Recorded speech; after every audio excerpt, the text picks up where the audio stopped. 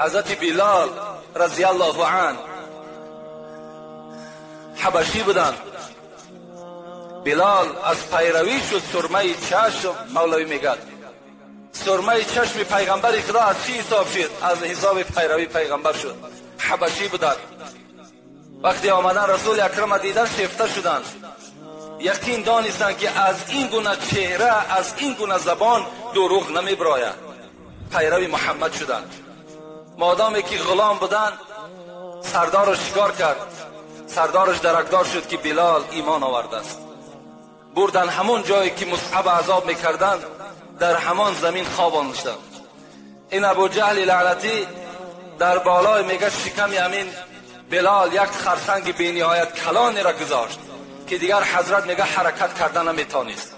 لبه ها همه کفیدگی، بیابان تسبان. وقتی با پیش میگذشتند آیا از دین بابات پیروی میکنی یا دین محمد را؟ بلال چی میگفت؟ احد احد احد. خدای یکه را پیرو استم، خدای یکه را پیرو استم، خدای یگانه را پیرو میشم. عذاب میدادند. ابو جهل میگوید مانده میشیدم. تاریخ میگوید ابو جهل از زدن بلال، امیه ابن خلف از زدن بلال مانده میشدند، لکن بلال نمیگشت. ابو بکر صدیق میگه با پیشش گذر کردم، نگاه کردم به نهایت حالش بد است. گفتم ابو جهل چند سو میفروشی بلال را؟ میگد گفت 100 تنگه. بلال میگه 100 تنگه برآورده در دستش دادم. بلال خلاص کردم آوردم نزد رسول اکرم. میگد ابو جهل در تمام شهر آوازه کرد که اگر ابو بکر 1 تنگه میداد من میدادمش در عوضی که مرا 100 تنگه داده است.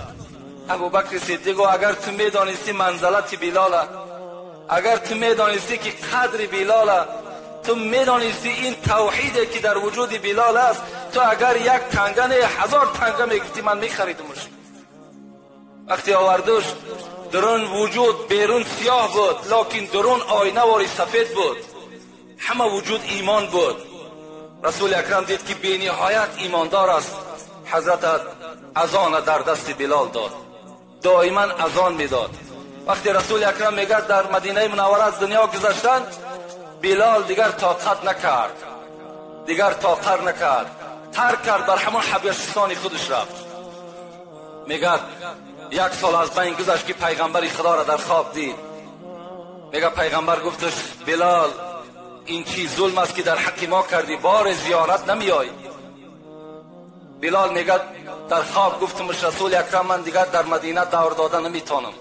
هر وقتایی که قبر مبارک تو را میبینم دیگر من طاقت مدینه را زندگی کردن نداشتم.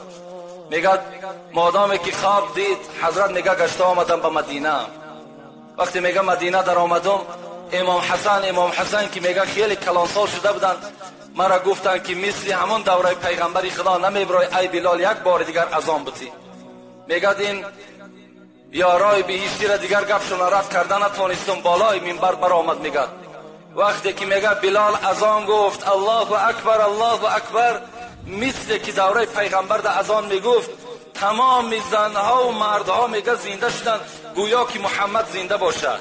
همه میگه از خانه ها بیرون شدند.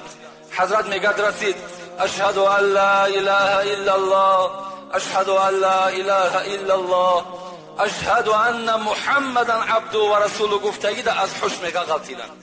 نام محمد بر زبان کران میگه حضرت در جاش غلطیدن. وقتی میگه به یک میدانی که شادی آوردنش، حضرت علاکه میگه چنان محبت جوش میزد، میگفتن اولاد اجدادش میگفت که وا مصیبتا، امروز بلال از بین ما میرود. بلال باشد چی میگو؟ غدا القا محمدا و صحبه. چی خوشی است که فردا محمد با همراهی صحابه هاش زیارت میکنم. چی خوب است که من فردا در جنت با این یارایی که داشتم با اینا ملاقات میکنم. با همین شیرینی محبت پیغمبر خدا تلخی جان حضرت میگه دیگر هیچ حس نکرد. محبت صحابه ها را